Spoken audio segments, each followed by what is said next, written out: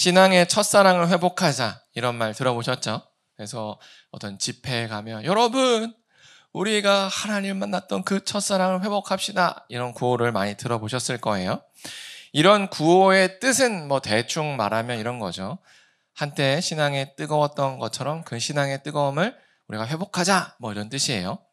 근데 저는 개인적으로 그 첫사랑을 회복하자라는 말을 잘 안 씁니다. 그래서 아마 개척부터 지금까지 저와 함께 하신 분들은 아시겠지만 제 입에서 뭐 첫사랑을 회복하자 뭐 이런 얘기를 나온 거를 들어본 적이 없으실 거예요. 그 이유는 뭐냐? 제가 아직 첫사랑을 회복해서 못해서가 아니라 첫사랑이라는 것은 뜨겁지만 미숙한 상태이기 때문에 그래요. 우리가 과거에 사춘기 시절에 첫사랑을 했을 때를 생각해 보면 어떨까 합니다. 그때는 감정이 앞서요. 그래서 굉장히 뜨겁죠. 별도 따라줄 것 같아요. 그런데 그때는 뭐가 없냐면 인격적인 배려가 없어요. 내 감정이 앞서기 때문이죠. 그게 바로 첫사랑의 특징이에요. 뜨겁기는 한데 그 상대에 대한 이해, 그리고 배려, 존중, 존경함, 아직 그 단계는 가지 못하는 거예요. 그래서 뭔가 열렬하지만 열렬한 만큼 또 금방 식고 서로 싸우고 헤어지는 게 바로 첫사랑의 특징이죠. 그러다 보니까 신앙에서 하나님과의 첫사랑을 회복합시다라는 것은 뜨겁고 미숙해집시다 라는 거예요. 그래서 우리가 회복해야 될 것은 하나님과의 첫사랑이 아니라 오히려 하나님에 대해서 깊이 알아가는 거예요. 그리고 하나님을 신뢰하는 겁니다. 그래서 오늘 설교를 잘 들어보시면요. 마치 감정만 앞서는 10대의 풋사랑이 아니라 오히려 오랫동안 함께한 부부가 서로를 깊이 이해하여 신뢰하여 서로를 정말로 존중하고 사랑하는 그런 관계를 어떻게 하면 하나님과 맺을 수 있는지를 아실 수 있을 겁니다. 오늘 본문은 바로 고린도 교회라는 그 교회에 몰래 들어온 거짓 사도 혹은 이단에 관한 이야기예요. 이들은 어떤 사람들이냐? 예수님을 믿는다고 하면서 동시에 이 땅의 부와 명예를 하나님처럼 높이는 사람들이에요. 그러다 보니까 고린도 교인들이 자신이 가질 수 없는, 자신이 가지지 못한 부와 명예를 가진 그 이단, 거짓 사도의 이야기에 홀딱 빠집니다. 왜요? 자기처럼 하면, 자기가 시킨 대로 하면 나처럼 부자 될 수 있어, 나처럼 명예 얻을 수 있어 라고 자랑을 했거든요. 그러니까 고린도 교인들 마음 가운데 이제 설레는 거예요. 뭐냐면 바울 선생님은 하늘 소망만 바라보랬는데 이 선생님들은 와우 돈도 주시네 할렐루야 이러면서 따라가자 이렇게 된 거죠. 그러니까 바울이 이 모습을 볼 때 굉장히 마음이 힘들었어요. 왜냐하면 고린도 교인들이 지금까지는 그래도 예수님을 바라보면서 예수님이 가신 길을 따라가려고 노력했는데 아니 갑자기 잘 가던 길을 되돌아서서 다시 세상으로 나가려고 하니까 마음이 굉장히 힘든 겁니다. 그래서 바울이 그 고린도 교인들의 그릇된 길을 막기 위해서 잠깐만 가기 전에 내 말 좀 들어봐 라고 했는데 그게 바로 7절입니다. 너희는 외모만 바라보는 도다 이거예요. 여기서 외모는 얼굴의 생김새, 키 이런 게 아니라요. 바로 세상의 스펙입니다. 겉보기에 보여지는 스펙인 거죠. 돈, 화려한 언변, 좋은 신분, 명예, 권력 이런 것들을 얘기합니다. 고린도 교인들이 어떤 걸 본대요? 바로 이 세상의 스펙을 본다는 거예요. 정말로 무엇이 진리인지 진리가 아닌지를 그리스도가 알려준 기준으로 보는 게 아니라 내 눈에 보이는 그것, 세상의 스펙을 기준으로 본다라는 거죠. 그렇다 보니까 메시지 자체를 보는 게 아니라 메신저, 누가 말하는지에 집중한다는 거예요. 예를 들면 이런 거죠. 바울이 고린도 여러분, 우리가 오직 예수님을 따라갈 때 참된 만족과 행복이 있습니다 라고 얘기를 했더니 처음에는 아멘 했는데 속으로는 이렇게 생각이 드는 거죠. 아이고 바울 선생님, 제가 선생님 존경하는데요, 그 세상에 대한 건 제가 좀 더 잘 압니다. 지금 바울 선생님이 예수님 믿어야, 예수님 따라가야 만족이 있다고 하는 건 솔직히 말해서 선생님 부자 못 돼봐서 그런 거 아니에요. 돈이 없으니까 자족하자 이거 아니에요. 이게 바로 이 외모만 보는 고린도 교인들의 상태였던 거죠. 그러다가 거짓 사도 이단이 와서 이렇게 얘기합니다. 여러분, 바울의 말을 듣지 마세요. 여러분, 여러분의 운명을 여러분이 바꾸세요. 비전을 가지세요. 꿈을 가지세요. 설레죠? 하나님께 비전을 가지고 기도하면 하나님이 응답하십니다. 여러분 헌신하세요. 그러면 저처럼 부자도 되고 명예도 얻을 수 있고 인생을 바꿀 수 있습니다. 아멘 하고 싶은 게 우리 마음인데 고린도 교인들도 그랬다는 거예요. 왜요? 이 사람은 됐거든요. 바울은 부자가 아니니까 자족하란 것 같지만 이 사람은 부자니까 왠지 이 사람이 말하면 힘이 있어져요. 야 진짜인 것 같아. 이 사람 100억 부자니까 적어도 이 사람 말대로 하면 100억 정도, 아니 10억은 벌겠다라는 그 외모에서 느껴지는 힘을 느낀다는 거예요. 그래서 바울이 이렇게 얘기해요. 너희는 외모만 보는도다. 그래서 바울이 이렇게 그들의 마음 상태를 딱 끄집어내서 이렇게 얘기를 해요. 만일 너희 중에 누군가가 자기가 그리스도에게 속한 줄을 믿는다면, 이게 무슨 말이냐면 그들이 너희들 왜 너 그리스도인이라 생각해? 내가 전해준 복음 때문이지? 그래서 내가 전해준 그 복음으로 너희가 그리스도에 속했다고 믿어? 이거예요. 이해가 되시죠? 바울이 전해준 복음으로 너희가 그리스도인이 됐다고 믿어? 그러면 나도 그리스도에게 속한 줄 너희가 알아야 돼. 무슨 말이냐? 너희에게 그 복음을 전해준 나도 참된 사도라는 것을 네가 믿어야 돼. 왜냐? 내가 전해준 복음이, 내가 참된 사도여야 옳은 것처럼 내 복음이 옳아야 너희가 그리스도인인 거야. 만약에 너희가 나를 거짓 사도라고 해버리면 너희가 그리스도인이라고 하는 그 근거도 없어지는 거야. 이해가 되시죠?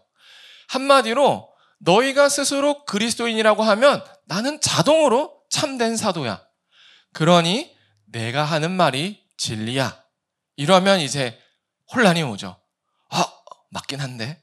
근데 마음은 여기 거짓 사도가 하는 게 더 끌리는 거예요. 운명을 바꾸고 싶거든요.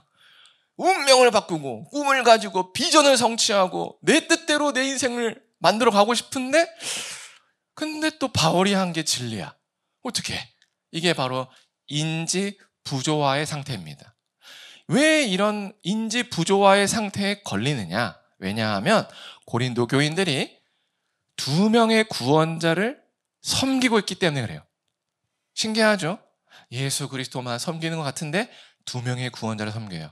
뭐냐면 첫째로는 그리스도요, 둘째로는 세상의 스펙입니다.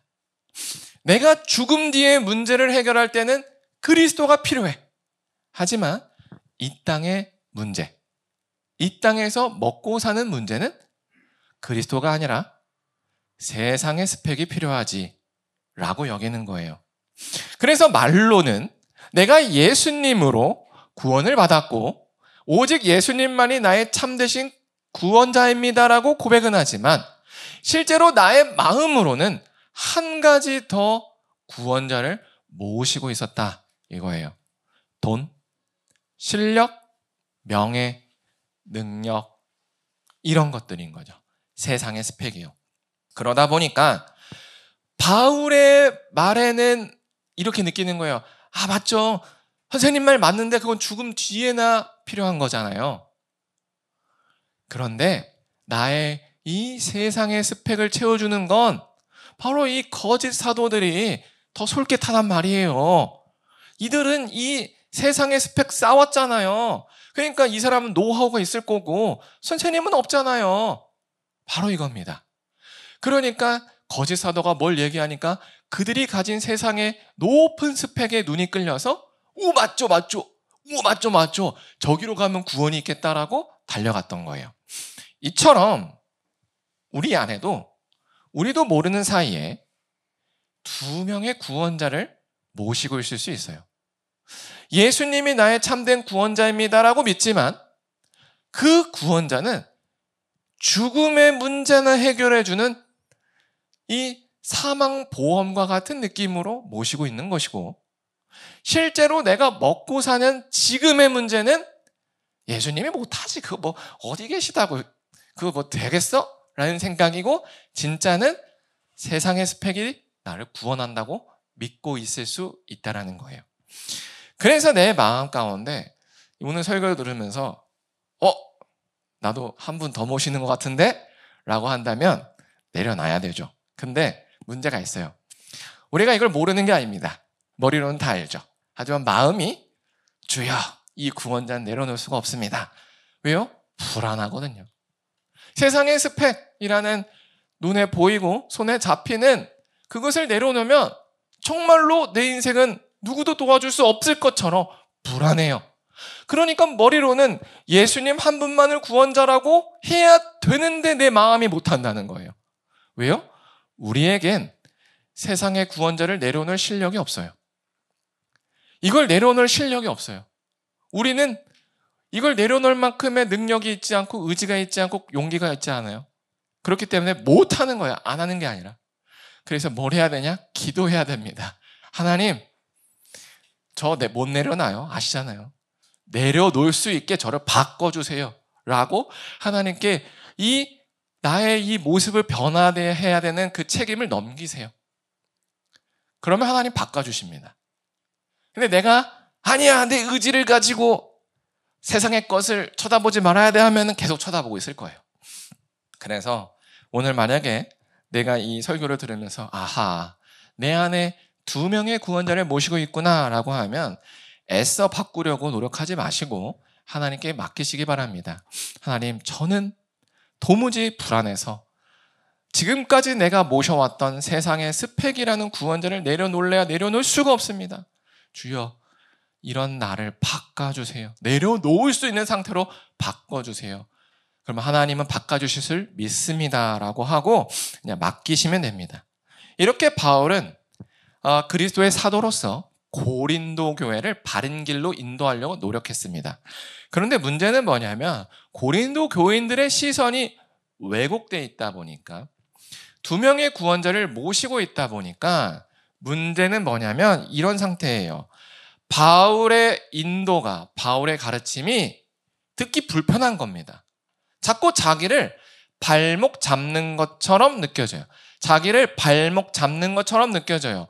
그래서 바울이 이 오해를 거두기 위해서 8절처럼 얘기한 거예요. 주께서 주신 권세는 너희를 무너뜨리려고 하신 것이 아니요, 세우려고 한다는 거예요. 무슨 말인지 이해되셨죠? 이겁니다. 내가 너희에게 이렇게 저렇게 행동하라고 하는 것은 인생 잘 살아보려고 하는 너희 발목 잡아서 넘어뜨리려는 게 아니라 오히려 너희가 지금 무너져 있기 때문에 너희의 삶을 일으켜 세우려는 거야. 이 뜻인 거예요. 아시겠죠? 그래서 바울이 뭐라고 얘기하냐면 바로 9절처럼 얘기합니다. 쉬운 성경 버전으로 준비했어요. 우리 한번 같이 읽겠습니다. 시작. 내가 편지를 보내 여러분을 겁주려고 한다고 생각하지 마십시오. 정확하게 나와 있어요. 지금 교인들은 오해를 하고 있어요. 바울이 협박한다. 자기를 도와준다고 생각하지 않아요. 협박한다고 생각해요. 오해하는 거죠. 뭐라고요? 바울은 나를 괴롭혀. 이거예요. 근데 너무 신기한 게요. 고린도 교인들이 바울을 바라보는 그 인식이요. 바로 우리가 하나님을 바라보는 인식이에요. 하나님께서 우리에게 가장 좋은 것을 주신다고 알죠. 근데 실제로 살아보면 짜증나요. 왜요? 우리 뜻대로 되게 하나도 안 그래. 계획을 세우면 다 무너뜨려. 보란 듯이 무너뜨려. 그러니까 짜증나죠. 그만 좀 괴롭혀요. 그만 좀. 언제까지 나 이렇게 못 살게 굴 거예요. 맨날 뭐 자기 마음대로야. 이런 식인 거죠. 근데 바울의 이 말을 하나님의 음성으로 바꿔볼게요. 하나님이 이렇게 얘기하는 거예요. 얘야, 내가 너한테 그렇게 행동하지 말라고 하고 그렇게 하면은 큰 저주가 임한다고 얘기하는 건 너를 겁박하려는 게 아니야. 네 인생 잘 나가는데 내가 너를 무너뜨리려는 게 아니야. 또는 천국이란 거 주고 나서 내가 너에게 뭔가 보상을 얻으려는 게 아니야. 오히려 그 길로 가면 네가 다쳐. 그래서 막는 거야.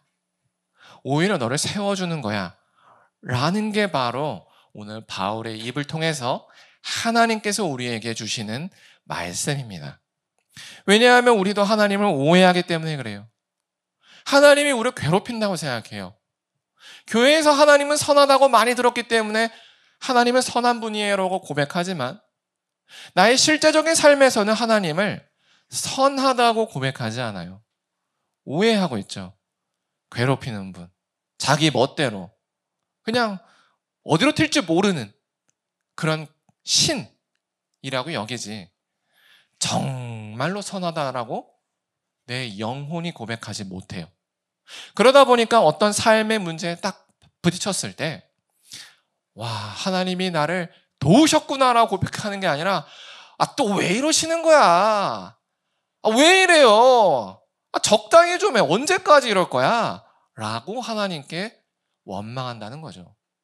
왜요? 하나님이 선하다고 인정하지 못해요. 그래서 우리가 오늘 이 말씀 앞에 서서 무엇을 깨달아야 하는가? 나는 하나님을 오해했다는 거예요. 그래서 하나님이 정말로 선하시다는 것을 내가 붙들어야 돼요. 그래서 우리는 늘 어떤 상태에 있냐면 삶을 살아갈 때 늘 이 두 가지 생각 가운데 놓여 있어요. 내가 원하지 않는 어떤 삶의 문제를 딱 마주쳐요. 그러면 이제 하나의 생각, 오해하고 있는 생각이 있어요. 또 왜 괴롭혀? 왜 짜증나게 하는 거야? 왜 내 뜻대로 안 해줘? 하나님을 오해하는 편의 생각이 있고요. 아니야. 하나님은 선해. 그러니까 지금 당장 내가 보기에 지금 내가 겪은 이 상황이 나쁠지라도 하나님이 선하기 때문에 이건 반드시 나에게 좋은 것으로 될 거야. 라고 하나님을 선하다라고 전제하고 바라보는 시각이 있어요. 우리는 언제나 살면서 이 두 가지의 상황에 놓입니다. 그리고 이 갈등을 성경은 네 단어로 얘기합니다. 영적 전쟁. 이게 영적 전쟁이에요. 다른 게 영적 전쟁이 아닙니다. 내가 원하지 않는 어떤 상황을 마주했을 때 내가 어디를 선택할 것인가, 어디를 옳다고 여길 것인가에 따라서 우리의 삶이 달라진다는 거예요. 하나님이 선하다라고 믿으면 맞아. 이건 좋은 일이야. 그러면 하나님 제가 어떻게 해야 될까요? 하나님께서 저에게 원하시는 게 뭐죠? 다음 스텝이 뭡니까? 라고 물어봅니다. 하지만 하나님을 오해하고 있고 하나님이 나를 괴롭힌다라고 여기는 사람은 하나님 다음 스텝이 뭡니까? 라고 묻지 않고요. 원망하고 주저앉아 있어요. 그렇다면 어느 사람이 인생이 형통해지겠까요? 너무 당연한 말이에요. 좌절해 있는 사람은 계속 좌절해 있을 거예요. 원망하고 있을 겁니다. 언제까지요? 이 하나님에 대한 오해를 자기가 거둘 때까지요. 왜요? 계속 원망의 자리만 하고 불평불만만 하고 있는데 무슨 변화가 있겠어요? 하지만 하나님이 선하다라고 정말로 믿는 사람은 아니요. 어쩌면 내가 연약해서 처음에는 그렇게 안 보여도 하나님이 이렇게 은혜의 자리를 통해서 우리의 시각을 달리할 때 이 은혜를 붙잡는 사람은요.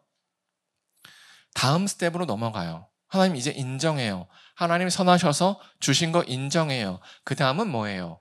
이렇게 넘어가죠. 그러면 그 사람은요. 다음 스텝으로 넘어갑니다. 그러면 하나님께서 예비하신 더 좋은 지름길로 간다는 거예요. 이거를 믿고 싸우는 게 영적 전쟁입니다. 그래서 우리도 이 영적 전쟁이 매번 매일매일 하루에 몇 번씩 올 거예요. 그런데 그때 우리가 어디를 선택하는가? 이때가 매우 중요하다라는 거죠. 우리가 하나님을 선하다라고 믿을지 아니면 믿지 않을지 여기에 달려 있어요. 그래서 정말로 믿는 자가 구원받습니다. 알겠죠? 믿는 자가 구원받아요. 하나님 선한 것 증거를 보여주세요. 이렇게 하는 게 아니라 정말로 내 눈에 이것이 좋아 보이지 않을지라도 하나님은 선하다고 믿기에 행동할 수 있는 거죠. 아시겠죠? 이렇게 바울은 자신에 대한 오해를 하나씩 해결해 갔습니다. 그러면서 또 하나의 오해를 해결하는데요. 그게 바로 10절과 11절이에요. 그들의 말이, 여기서 그들은 거짓 사도들이에요. 거짓 사도들이 이렇게 얘기해요. 바울의 편지들은 무게가 있고, 이해가 되시죠? 바울의 편지를 딱 읽으면 우와 권위가 있어. 우와 이거는 하나님 말씀이야 해야 돼 라고 느껴지는데 막상 그가 몸으로 대할 때는 눈앞에 나타났을 때는 뭐야 말도 못해? 말도 저렇게 시원하게 못해? 이런다라는 거예요. 이게 거짓 사도들이 바울을 비판하는 말이다 이런 겁니다. 그런데 바울은 이렇게 얘기해요. 11절 이런 사람들은 이렇게 떠나 있을 때 편지로 말하는 거와 같이 우리가 대면하여 함께 있을 때도 똑같이 권위가 있다는 걸 알아야 돼라는 거예요. 무슨 말이냐면 거짓 사도들은 이런 거예요. 바울이 편지로 있을 때만 힘이 있고 실제로는 겁쟁이여서 말도 하나 제대로 못 꺼내라고 얘기하는데 그게 아니라 바울은 이렇게 얘기하는 거예요. 실제로 만났을 때 내가 말을 안 꺼내는 건 못 꺼내는 게 아니라 안 꺼내는 거야 이거예요.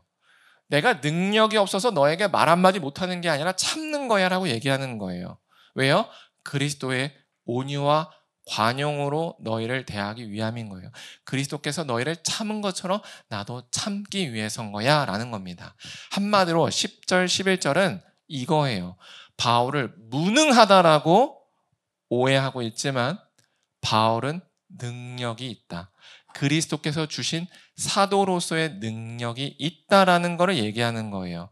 그런데 이 오해를 우리가 하나님에 대해서 합니다. 어떤 식으로 하냐면 바울을 오해한 고린도 교인들과 똑같아요. 바울을 볼 때 글을 읽을 때는 화려한데 실제로는 아무것도 아니야처럼 느껴지는 것처럼 우리가 성경책을 읽을 때 하나님은요 어마어마하죠. 위엄이 있고 기적도 있고 뭐 다 하잖아요. 근데 내 삶을 보세요. 뭐해 하나님이? 내가 예배당 맨날 나오는데 뭐 축복을 줘? 안 나와봤는데 저주를 줘? 안 하잖아. 이거예요. 하나님이 전능하시다라고 우리가 머리로는 고백하고 성경을 통해서 느끼긴 하지만 정작 실제 내 삶에서는 무능하다라고 여긴다는 거예요. 바울을 대면하면 무능하다고 얘기하는 것처럼 우리도 하나님을 나의 삶에서는 무능하다라고 얘기하는 거예요. 이게 바로 하나님에 대한 두 번째 오해입니다. 그래서 우리는 무엇을 하느냐? 예수 그리스도라는 구원자와 동시에 유능한 세상의 스펙이란 구원자를 또 모시는 거예요. 왜 우리가 세상의 스펙을 모시느냐? 하나님을 전능하다라고 믿지 않기 때문인 거예요. 하나님을 정말로 전능하다라고 글을 통해서 성경을 읽을 때로 머리로는 아는데 대면하여 내 삶으로 겪을 때는 비리비리해 라고 여기는 거예요. 그러다 보니까 주일날 교회 나온다고 삶이 달라지는 거 없고 또 교회 좀 늦게 오고 빠진다고 그거 내가 벌 받아? 안 받잖아 라고 내 마음이 여기고 있다는 거예요. 그저 그래도 찝찝한 마음 한 20% 남겨두죠. 네. 왜요? 언제 어떻게 벌 받을지 모르겠다는 그 불편함 정도? 하지만 그까짓 거는 다른 거 하다 보면 잊어버리니까 하나님이 지금까지 별거 아무것도 안 했는데 앞으로도 하겠어? 라는 그런 실존적인 하나님에 대한 무능함을 선포하고 있는 게 어쩌면 우리 삶이 가지고 있는 오해라고 할 수 있죠. 그래서 우리는 어떤 삶을 사느냐? 하나님을 신뢰하지 않아요. 하나님께 내 인생을 맡기지 않아요. 왜요? 무능하니까요. 반대로 하나님을 전능하다라고 믿는 사람은 정말로 그 하나님께 자기의 인생을 맡기죠. 하나님, 저는 저의 삶을 조금 더 낮게 할 수가 없네요. 하나님, 제가 오늘 회사를 가는데 회사에서 오늘 프로젝트가 있는데 시간이 빠듯해요. 근데 저는 이것을 그 시간 안에 할 능력이 없습니다, 하나님. 이래서 도와주세요 라고 하는 건 맡기는 거예요. 왜요?